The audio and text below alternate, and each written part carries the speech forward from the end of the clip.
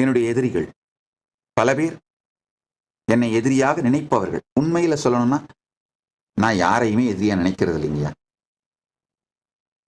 அவர்கள் என்னை எதிரியாக நினைத்தாலும், தொடர்ந்து தாக்கினாலும், தீமைகள் இழைத்தாலும், இழைக்க முயற்சித்தாலும், என்ன செய்தாலும், கொடுஞ்செயல்கள் செய்தாலும், என்ன நடந்தாலும், உண்மை என்னன்னா நான் அவர்களை எதிரிகளாக நினைப்பதே இல்லை மட்டுமல்லாது, அவர்கள் செய்தவைகளை நினைவில் கூட வைத்துக் கொள்வதில்லை.